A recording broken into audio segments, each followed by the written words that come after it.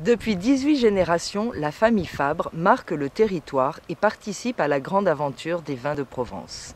C'est au château de la Clapière que Henri Fabre nous parle de cette AOC et du musée consacré à la reine Victoria.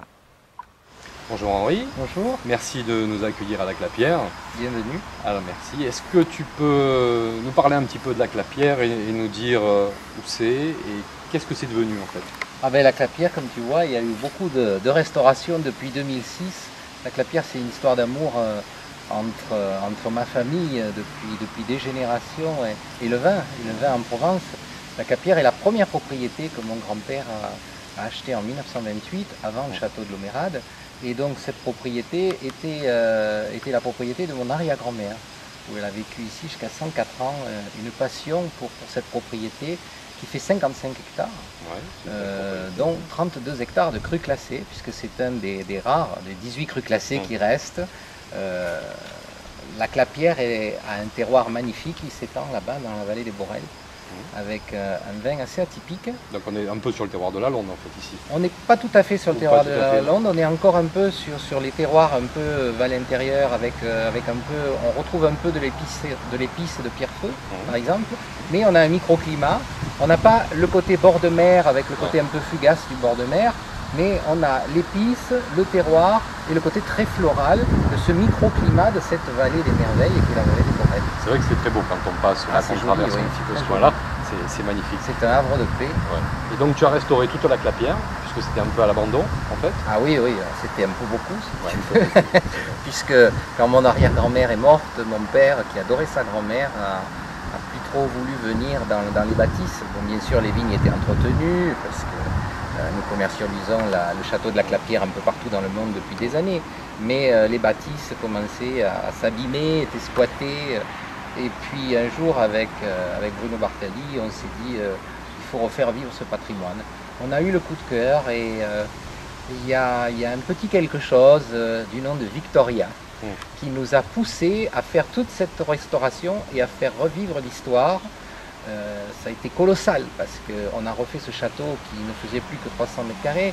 Il a fallu refaire les 1000 mètres carrés de l'époque. Il a fallu refaire comme c'était à l'époque, avec toute la lourdeur administrative que tu peux penser. Ici c'est très compliqué. Nous sommes dans un site qui est quand même remarquable. Et la ville de Hyères de suite a dit « Monsieur Fabre, allez-y, vous allez faire revivre ce patrimoine magnifique ». On s'est pris de passion, on a beaucoup travaillé, on a eu des moments difficiles, mais aujourd'hui on est les plus heureux du monde. Parce qu'on est arrivé à faire revivre ce patrimoine. Oui, ce qui est important. Tu sais, dans les grandes familles comme les nôtres, moi je suis la 18e génération de pur Varois, ce qui n'est pas évident. Nous sommes des gens qui avons toujours vécu de notre art qui est le vin. Et nous avons 6 châteaux, 550 hectares de vignes maintenant, dont le château de l'Omérade, bien entendu, qui est la maison mère et qui est le plus connu.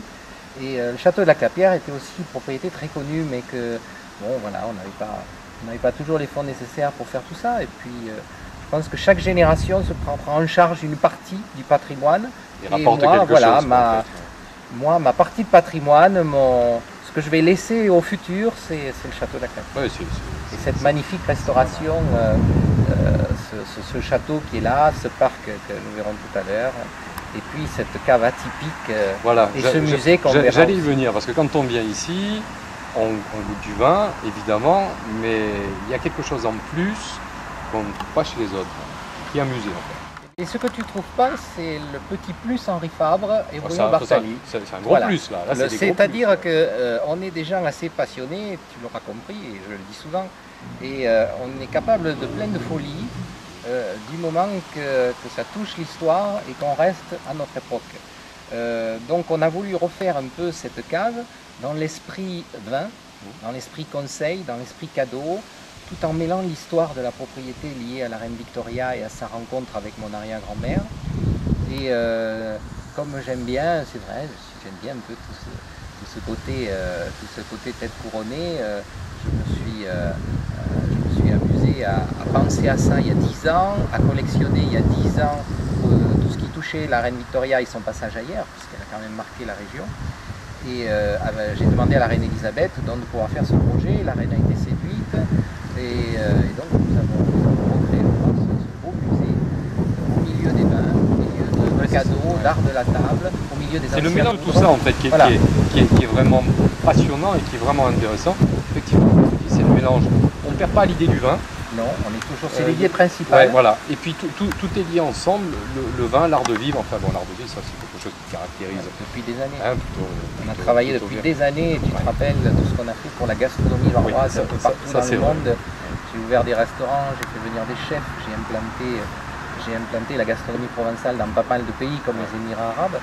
Et c'est vrai qu'ayant beaucoup voyagé, on a aussi l'esprit très ouvert. Et ça nous a permis aussi d'être...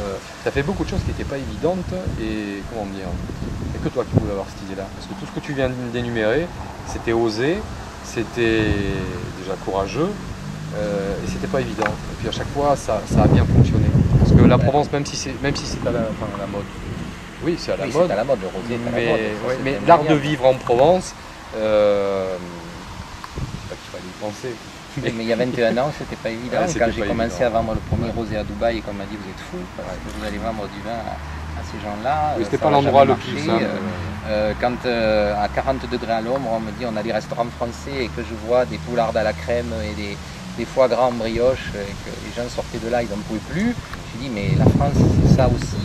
Mais la France c'est aussi la Méditerranée, c'est aussi l'huile d'olive, les légumes, les poissons et toutes ces senteurs. Vous avez tout sur place, implantons la gastronomie provençale. Et pourquoi cet endroit-là en particulier alors? Dubaï? Ouais. Oula, c'est une longue histoire. Bon, d'accord. Je l'ai raconté dernièrement à Sénantès, le prince de Monaco, ça l'a fait beaucoup rire. Et je lui ai dit, étant petit, j'étais collectionneur de Rolls, miniatures, des majorettes, tu sais, comme on avait à l'époque. J'adorais les Rolls, je ne sais pas pourquoi, depuis l'âge de 5 ans, j'aimais ça. Et puis j'avais lu que dans les Émirats, les gens achetaient les Rolls et quand ils n'avaient plus d'essence, ils les abandonnaient dans le désert. Et moi, quand j'étais petit, je voulais aller chercher des Rolls dans le désert abandonné. Oui, c'est vrai, Voilà. personne n'y avait pensé. Personne n'avait pensé. Et un jour, beaucoup plus grand, lorsque le comité des vins de Provence avait organisé un séjour dans les Émirats, j'ai été le seul à répondre favorablement sur tous les vins de l'appellation en disant oui, je veux aller à Dubaï. C'était quoi? Et voilà, 20 ans? Il y a 25 ans. 25 ans, oui. Et donc il y a 25 ans, je suis allé là-bas, on m'a dit oui, mais il faudrait un chef, il faudrait des gens un peu politiques. Donc j'ai dit écoutez, je m'étais mis dans la tête de jumeler Dubaï et hier pour les palmiers. Et donc j'avais mené la ville de hier, j'avais mené des gens un peu d'ici, le chef d'Igeda qui me disait mais où on va à Dubaï, il ne savait même pas où c'était, et tu le connais avec son accent dit que j'adore et qui en est fait faire. Hein.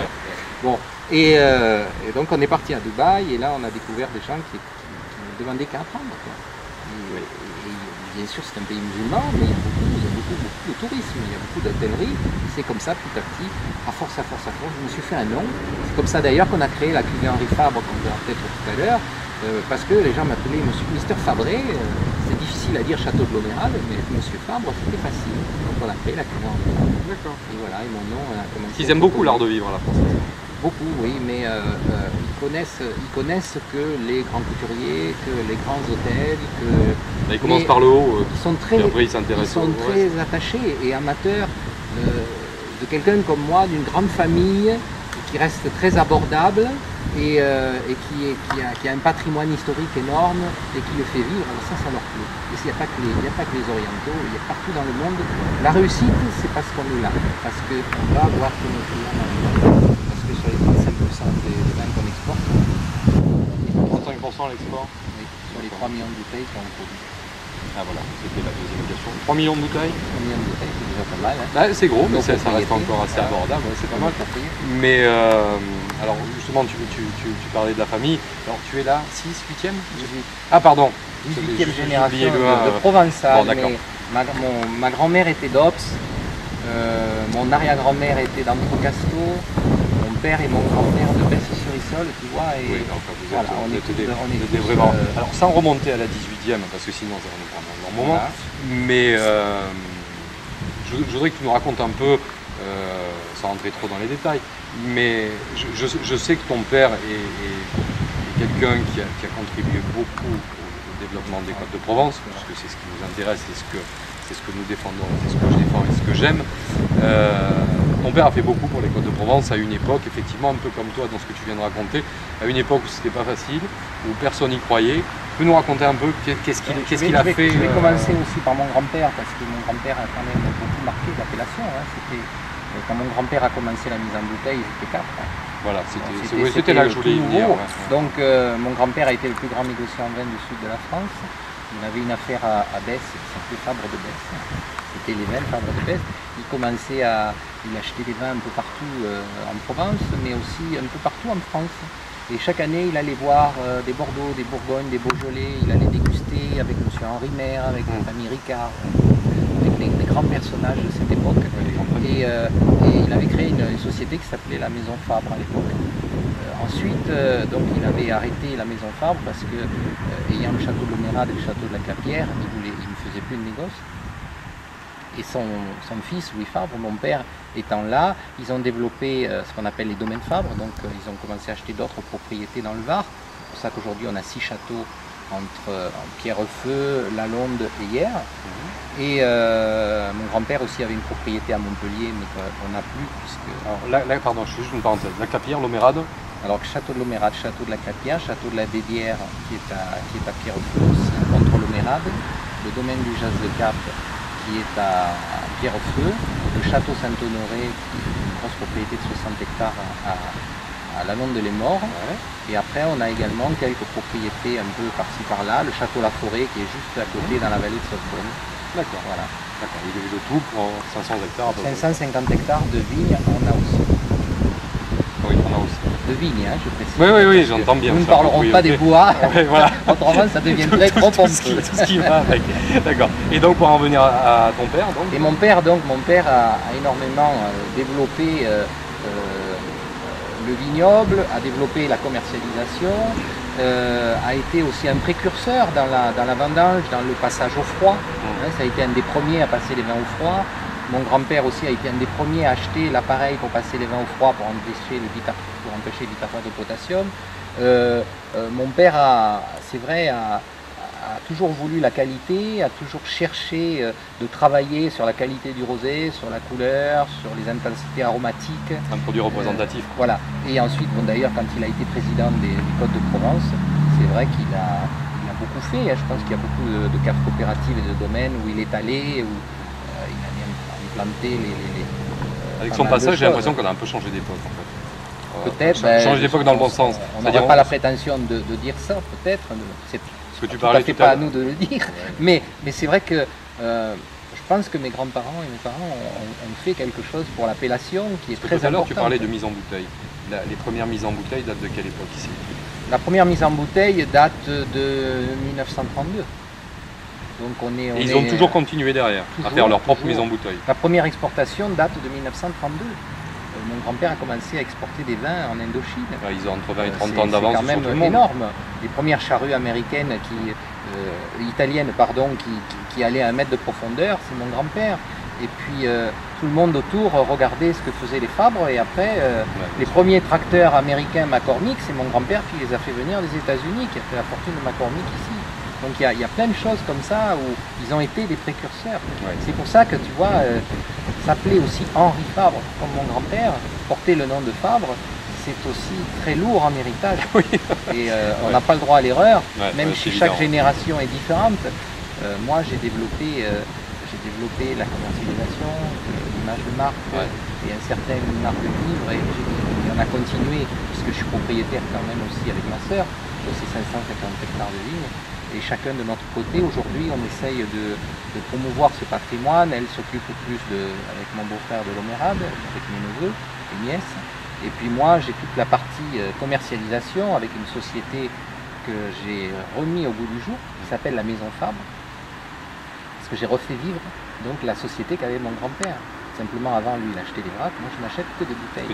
Voilà, donc dans ma société, je vends tous les vins de la famille, en France et à l'export, ainsi que des grands vins de France, des vignerons qui sont comme nous, des passionnés et des gens en qui on peut avoir confiance. C'est une belle sélection, oui. C'est une belle sélection, on s'investit beaucoup, on va même jusqu'à faire les assemblages avec les propriétaires et les restaurateurs, les hôteliers et tous les clients qu'on sert un peu partout dans le monde. Ils attendent le savoir-faire Henri Fabre. D'abord, oui, c'est une offre qui chose soit de cohérente précis. et qui soit, Voilà, qui soit adaptée. Tu vois, au style. ce qu'il faut, c'est donner son âme. Moi, j'ai pas de concurrent. Parce que je respecte tout le monde, c'est normal, il y a des vignerons qui ont des terroirs, qui ont des façons de faire. Moi, j'ai ma façon de faire. Les gens, quand ils viennent chez moi, ils achètent du Fabre. Ouais. S'ils veulent du Fabre, il n'y a que moi qui le fais. Moi, Oui. j'ai pas de concurrent. Oui, il y Il a y en a de quand la même place. un peu, mais on n'en Ouais, parlera pas. ouais, Mais bon, quand même, tu vois, le fond de la pensée, c'est ça. Si chacun fait ce qu'il a dans les tripes et dans le cœur, là, on ne peut pas trouver la même chose ailleurs. Si bien sûr, tu te dis, ah ben tel, lui, il a fait ça, moi je vais le faire, ça, c'est pas pareil, c'est du plagiat. Mais si tu... Encore que c'est pas évident. C'est pas Il évident. suffit pas de vouloir. Mais ce qu'il faut, essayer de le c'est vraiment mettre toute ton âme dans ton produit, dans ton vin. D'abord la qualité et ensuite tout ce qui va derrière. Ouais. Il n'y a plus qu'aujourd'hui, il n'y a pas que la qualité qui compte. Aujourd'hui, il n'y a pas de mauvais vignerons. Ça, c'est vrai. On est bien d'accord. Je pense. Trouver des mauvais vins, ça commence à être un tout petit peu compliqué. L'élimination se fait naturellement parce que la clientèle l'achète. Donc il y a des bons vins, il y a des bons vignerons. Après, il y a tout ce qui va derrière.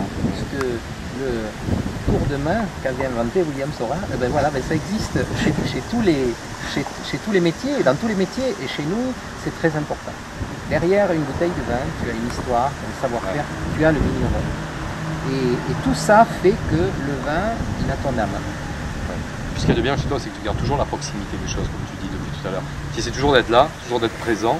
Oui, ça si on vient à la cave, on te trouve. Ça étonne beaucoup de monde parce que... mais ça, si tu veux, c'est d'abord une volonté personnelle d'être proche de mes clients. Je n'ai jamais voulu faire une société trop importante parce qu'après, je ne pourrais pas suivre. Tu vois, une société cotée en bourse ou un truc comme ça ne m'intéresse pas.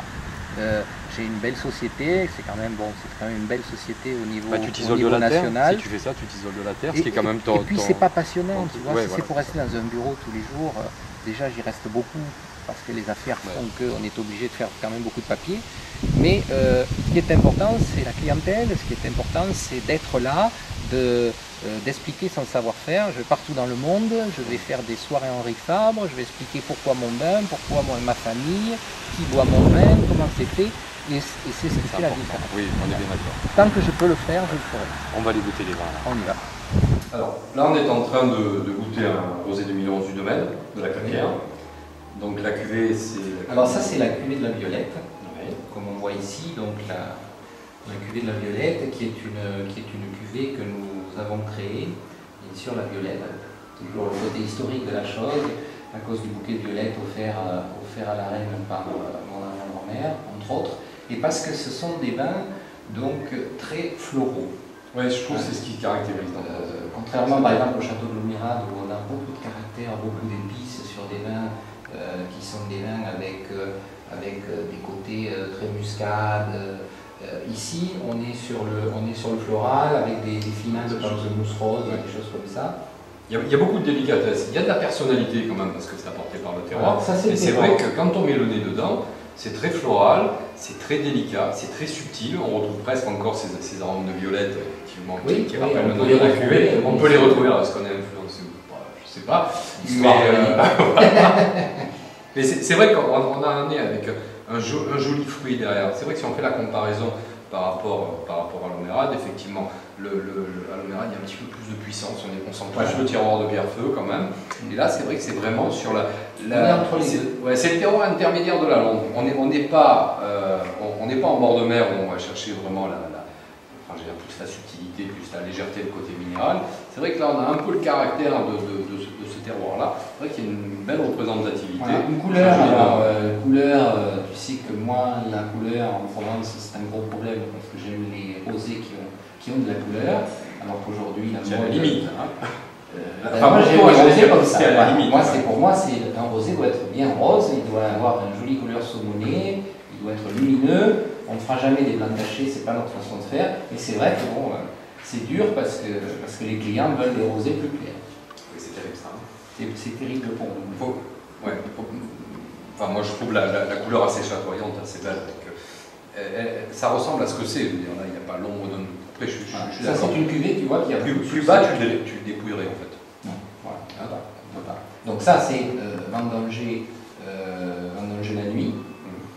Donc la machine, bien entendu, puisque il faut rentrer vite. Si on reprend l'histoire, mon grand-père et mon père ont été précurseurs de la machine. premières machines que j'ai vues en manger ici, c'était des gros tuyaux, il fallait 6 personnes, ça aspirait tout. Et mon grand-père a dit, oh là là, si mon père voyait ça, c'est incroyable. Le modernisme, tu vois, après, bon, ça a été sur le principe des maintenant, c'est plus ça. Maintenant, c'est plus ça. C'était plus ça, puis après, quand on est passé en appellation, moi, je me rappelle, ça valait très cher, une machine à ménager, mais pour nous, où il fallait 250 personnes pour ménager, ça nous a beaucoup aidé. Tout n'est pas bon, tout n'est pas mauvais. C'est vrai que chauffeur, c'est comme on dit. Ouais, voilà. Là aujourd'hui, où on est de plus en plus, moi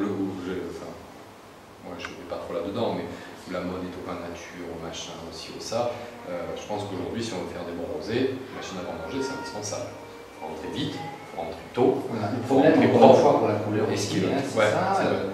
Et la machine fait tout ça. Tu parlais des vins nature, tu sais qu'on a été aussi parmi les précurseurs du bio et de la biodynamique il y a 10 ans. Le château de la Clapière était en biodynamique il y a 10 ans. Okay. Mais le château Saint-Honoré que nous avons aussi à la Londe, à 60 hectares en biodynamique aussi. Vous les cultivez toujours comme ça? C'est fini. C'est fini. On s'apercevait qu'on perdait la récolte. On avait des rendements qui étaient vraiment trop petits. Ce n'étaient pas des terroirs qui étaient adaptés à ça. Et puis la clientèle ne voulait pas à l'époque-là. À cette époque-là, payer aussi le surcoût du bio. Et donc, est-ce que c'est utile pour faire on s'est dit, enfin, est-ce qu'il faut des vins bio et des vins non bio? Est-ce qu'il faut des vins naturels dans l'esprit du consommateur et des vins pas naturels? À la limite, est-ce que c'est trafiqué ou quoi? Tu vois, dans l'esprit du consommateur, c'est toujours bon, on s'est dit, non, après tout, ce qu'il faut, c'est un vin qui respecte la nature, qui est fait dans les règles qui respectent la nature. Donc on a arrêté le bio complètement. Ça a été dur pour nous parce qu'on a lâché beaucoup de clients, mais au moins on a fait ce qu'on avait envie, encore une fois, on a fait du Fabre et en respectant la nature. En abandonnant le bio, ça veut dire n'importe quoi. Non, voilà, on ne fait pas du bio dans l'esprit du bio, des labels éco-certes et tout ça, qui sont très contraignants, qu'un petit propriétaire dans le bon sens. peut faire, tu vois, mais nous, ce qu'on a, c'était impossible. Voilà. Alors la violette, voilà, cette année, on a ressorti cette cuvée. Il y a des très jolies notes d'épices après l'aération. Oui, c'est très bien. On a sonné un peu romarin, sonné un peu thym. On est en Provence, on est dans des vins, moi je dis toujours c'est des vins de table.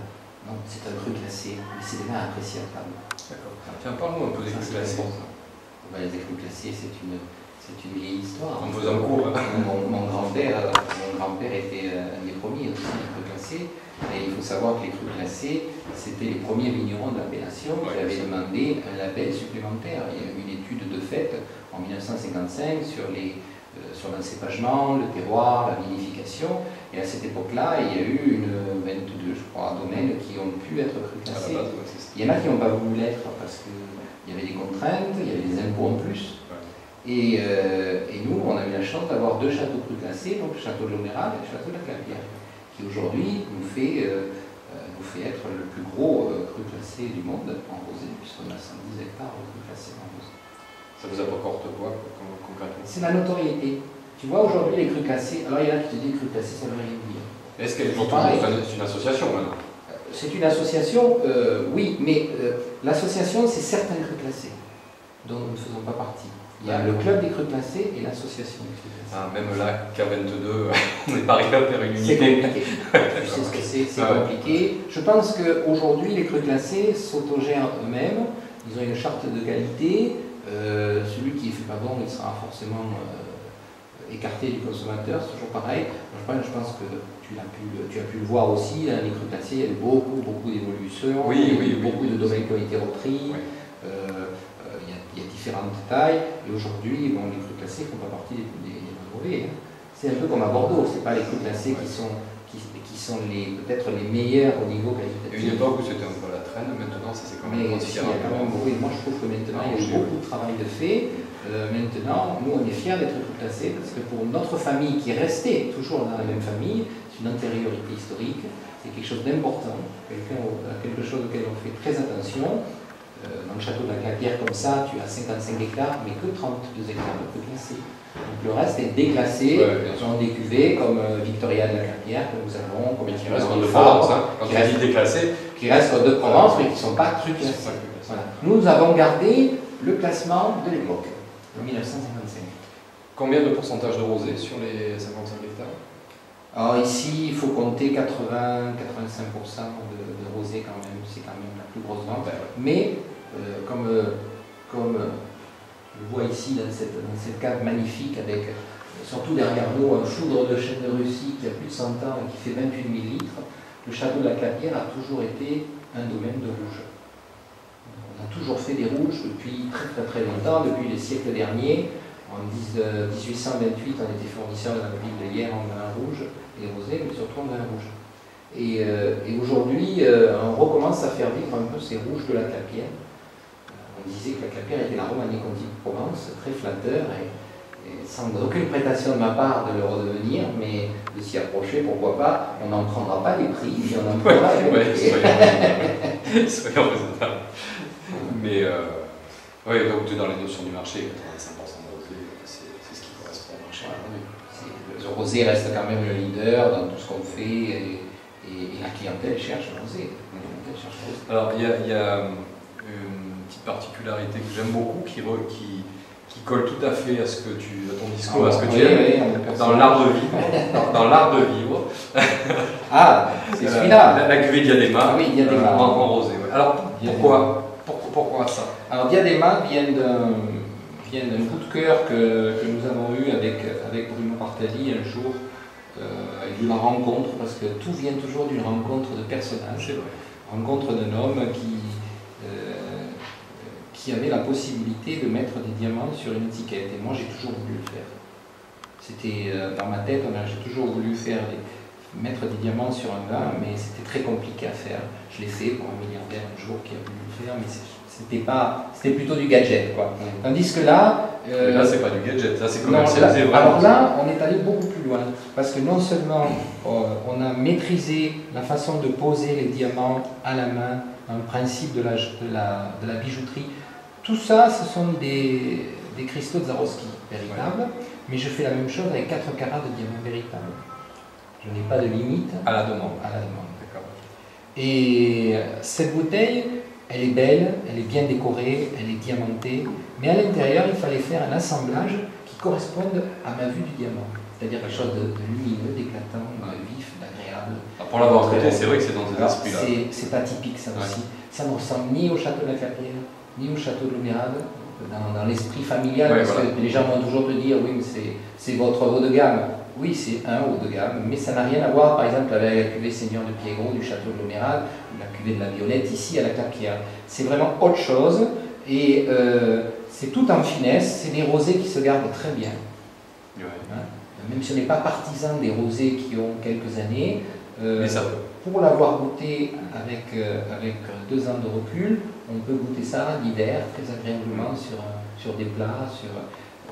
C'était osé de faire ça avec du rosé. Ah, mais c'était osé. Avec du rosé. Hein. Le jeu de mots est très beau, et oser le rosé endiamanté. D'accord. Ah oui, tu allais jusqu'au bout des choses. Voilà, moi je trouve que c'est la bouteille bijou. En plus, tu sais que j'aime bien le cadeau autour du vin. Bon, regarde, c'est un très beau coffret. Voilà, quand tu offres ça à quelqu'un. Oui, tout est bien packagé, c'est dans l'esprit. Moi j'aime bien le petit clin d'œil, effectivement, avec le rosé et son côté un peu décontracté, amical, etc. Et puis le côté luxe avec. Je trouve que c'est un peu le comble du raffinement. Il n'y a pas un rosé, il y a des rosés. Le jour où on arrivera à dire ça au consommateur, dans la dégustation, il y a le rosé grillade, il y a le rosé de soif, il y a le rosé piscine, comme on dit à l'Aigleson, il y a le rosé de gastronomie, il y a le rosé... Il y a des moments pour le rosé. Voilà. Tu peux déboucher aujourd'hui un rosé pour entre amis au cabanon, tu peux déboucher un rosé dans un palace, tu peux déboucher un rosé pour Noël l'hiver. Le rosé a sa place, c'est devenu un vin. L'histoire des assemblages de rosé et de toute l'histoire européenne qui a effrayé la chronique nous a fait une bulle d'enfer. Plus rouge, également. Ça a été une chance, parce que les gens ont compris que le rosé n'est pas un mélange de blanc et de rouge. Il y avait des tas de gens qui ne le savaient pas. C'est la question qu'on me pose tout le temps. Ouais, c'est vrai. Il y avait des tas de gens qui ne le savaient pas. Et je trouve que là où vous avez été bon, les vignerons de Provence, avec le syndicat et le comité, c'est que vous avez su vraiment rebondir là-dessus et communiquer dans le bon sens. Voilà. C'est-à-dire que vous n'avez pas fait que vous défendre, vous avez expliqué finalement ce qu'était le rosé. Et j'ai l'impression qu'on a gagné 20 ans en 6 mois. C'est sûr. Enfin, moi j'ai vu un changement de perception par rapport aux clients qui était aujourd'hui incroyable. Les Côtes de Provence sont les vins les rosés les plus cotés au monde. Ouais. Tout le monde veut nous imiter, personne ne peut avoir notre terroir. On a encore de belles années devant nous. Si on ne fait pas du nombrilisme, si on ne s'écoute pas trop, il faut aller voir ce qui se fait à côté, parce que nos petits voisins dans les autres appellations font beaucoup de rosés, il y a des bonnes choses. Oui. Mais ici, on a la légèreté, la légèreté, la facilité, le terroir, hein, c'est comme... Il y a le terroir, il y a le savoir-faire, et puis, enfin, moi pour me balader un petit peu, c'est que quand je discute avec des vignerons de Provence, on fait du rosé pour faire du rosé. C'est-à-dire que quand on ramasse du raisin, on sait qu'on va faire du rosé. Et dans beaucoup d'autres régions, ils font du rouge, et puis ils se disent, tiens, on va faire un petit peu de rosé. Et le souci, c'est qu'ils n'ont ni la philosophie, ni le savoir-faire, et encore moins le résultat. Voilà. Donc, enfin, ils essayent. Je trouve qu'il y a plein d'endroits où ça pourrait être intéressant, mais je pense qu'effectivement, si on ne se regarde pas trop le nombril et qu'on ne se prend pas trop pour des champions du monde, je pense qu'on peut, en plus, tu vois, c'est vrai que dans notre discussion, ce qui revient, c'est l'art de vivre, mais les moments du rosé et l'art de vivre du rosé, il y a une vraie place. C'est très très important. Et moi qui ai la chance d'aller un peu partout dans le monde, chez mes clients, déguster nos rosés, parce que tu sais que je fais une petite parenthèse, mais aussi la force de notre maison, c'est que je bois 1 fois ou 2 fois par an la concurrence pour voir où je me situe, mais après, je ne bois que mon vin, dans les rosés. Je suis comme ça, mon grand-père était comme ça, mon père est comme ça, nous avons toujours été comme ça.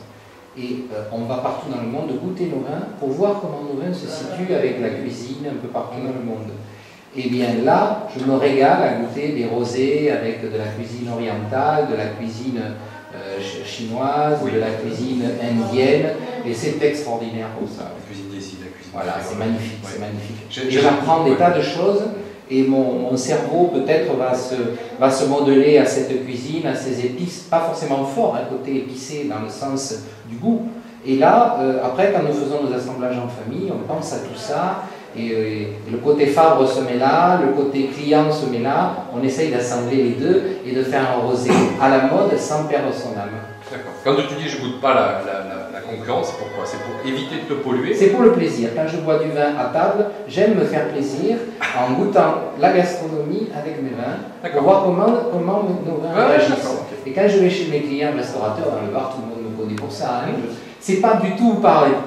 Parce que j'ai pas envie de boire les autres vins, pas du tout, parce que ça m'arrive aussi. Mais alors, j'ai aussi un corps qui réagit mal à d'autres rosés. Ah tiens, donc de tolérance, et ça me convient très bien. D'accord. C'est la petite. Ouais, non, mais j'aime bien ton approche. Ouais, oui, non, bon. Puis je veux dire, enfin, depuis 18 générations, je pense qu'à un moment, vous savez ce que vous devez faire, vous savez faire du vin. Non, mais quand même. J'aime bien ton approche. Regarder ce que font les autres. J'aime bien ton approche de voir comment se situent tes vins dans certains moments et dans certains endroits. Je trouve que c'est pas mal. On va aller goûter les rouges. Alors, Château-Lac-la-Pierre, 2011. On continue, voilà, 2011. Ça a changé de couleur. 2011 parce que pendant des années, on n'a pas pu vendre de rouge parce qu'on avait des clients qui nous achetaient tous les rouges. Et donc là, on a commencé en reprenant la vente aux particuliers qu'on avait arrêtée depuis 1928. Donc on a refait les rouges. Donc c'est la première année de ce rouge 2011 qui est toujours la cuvée de la violette, hein, c'est toujours la continuité avec le rosé. Et un vin qui est très frais, très agréable dans la rondeur, tout en ayant alors là aussi le côté très floral, peut-être lui un peu plus le côté violet. Oui, alors le problème c'est que je mets le nez dedans et je sens ça, et je me demande si je ne suis pas influencé. Mais c'est très bien, c'est extrait. Non, c'est bien, venez ça ici, fait partie du jeu. Ça fait partie du jeu. Non, c'est vachement, c'est quoi? Alors là, on est Syrah, Grenache et un peu de Cabernet, pas beaucoup. Cuverie laiton, hein, pas cuverie, pas de bois du tout, puisque c'est pas du tout le style de ce. Oui, le bois apporterait une complexité et une puissance qui n'est pas souhaitée. C'est vrai qu'on a vraiment ce côté fruit, on a ces notes un peu florales, on a vraiment ce côté un petit peu fruit mûr. C'est explosif au nez, c'est vraiment un panier. Voilà, c'est un vin qui plaît bien parce que, tu vois, on a du gras, on a de la matière, mais c'est très facile. Alors moi, je le bois un peu frais, bien entendu, l'été, hein, il faut le boire frais. On est à combien? 18 degrés? Là, on est à de température. 16. 16, c'est super. Voir les on est équipé d'une machine qui nous permet de garder les vins à température. Ça permet qu'avec la machine que vous avez, ça permet qu'ils ne s'abîment pas avec l'air. Des fois, les gens sont un peu surpris de voir les rouges de Provence un peu frais, mais tu sais qu'ici, avec les températures qu'on a, c'est bon. En ce moment, en été, 16-18 degrés, quels que soient les rouges, en plus sur des rouges vraiment portés sur le fruit comme ça, c'est la température idéale. Oui, puis au-delà de, enfin, j'allais dire, au-delà de 18 degrés, puis au-delà de 18 degrés, c'est fini, quoi. Quel que soit le vin, on a tout de suite ces notes alcooleuses qui viennent. Là, on a du fruit, on a du plaisir, on ressent la structure, on a des tanins qui sont fins, qui sont soyeux, qui sont délicats. Ouais. On a un bel équilibre, c'est un vin souple, mais on n'est pas dans le vin trop light. Il y a une vraie structure. Il faut toujours faire attention quand on dit c'est un vin facile à boire. On pense toujours aux vins qui n'ont pas de structure, qui n'ont rien.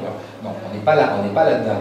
Mais moi je dis c'est facile parce que c'est des vins qu'on peut très bien prendre en entrée, prendre un poisson grillé là-dessus avec des vins un peu frais, du fromage, les desserts, même un petit dessert chocolaté passe très bien avec des vins comme ça.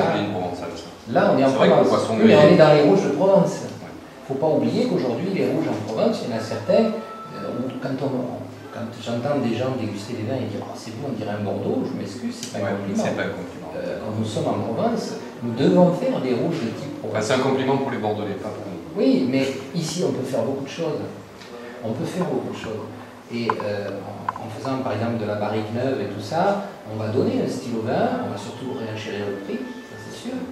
Et personne. Et nous, parce que le prix, je vais rebondir sur le prix, c'est important dans les vins. Il y a deux écoles, l'école Fabre et l'école Haute. On peut en parler. Non. Parce qu'à l'époque, non, mais je veux dire au niveau des prix.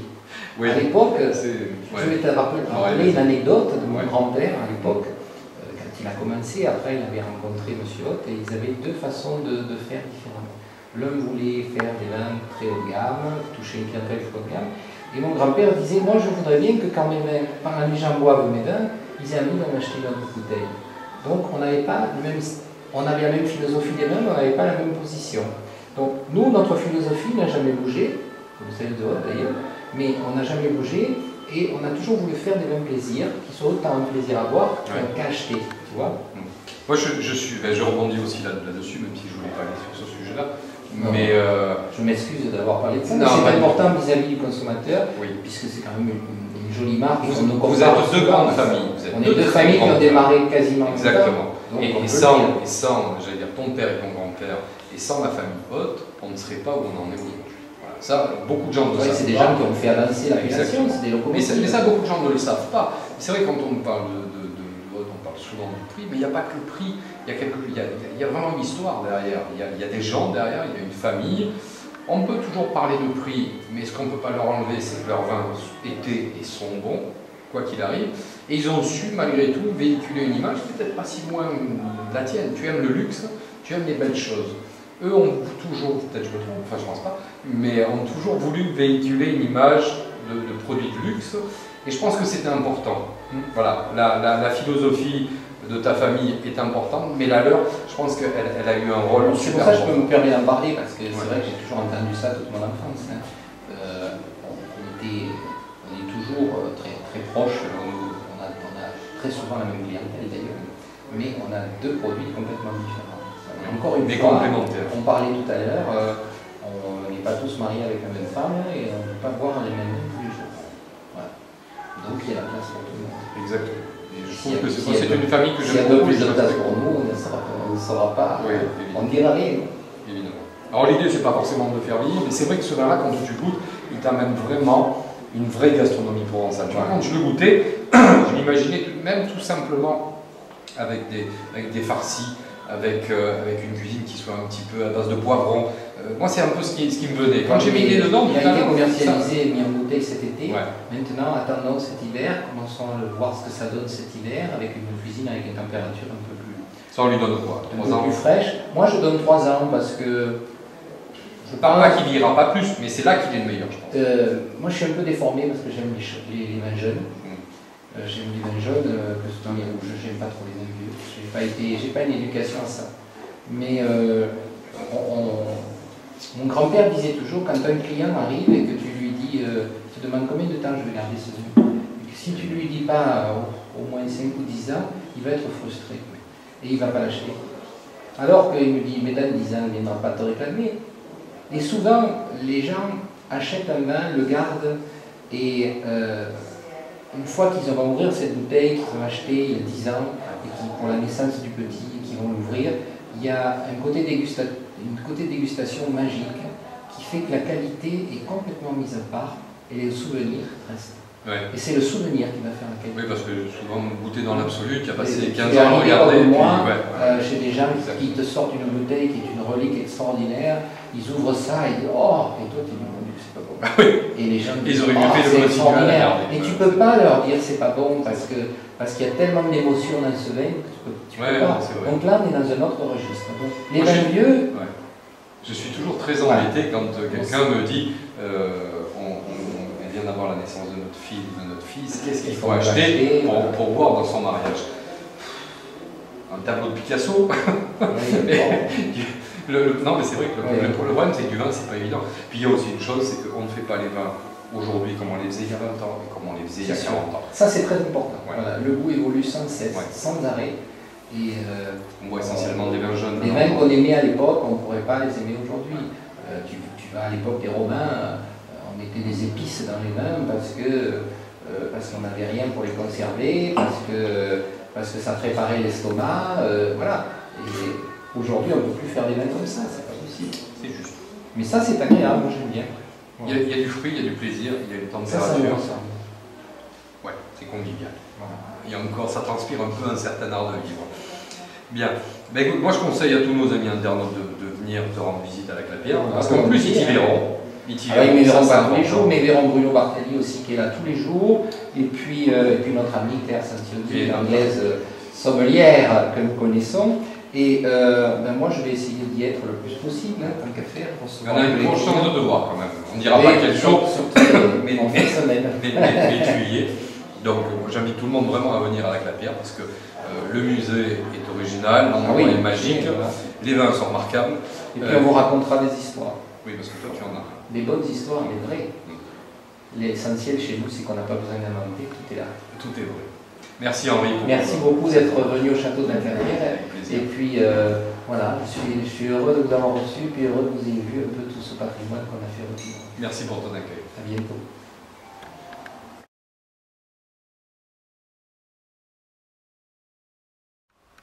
Voilà, c'est terminé pour ce numéro. Je vous souhaite à tous une bonne rentrée et je vous donne rendez-vous au mois d'octobre. Au revoir.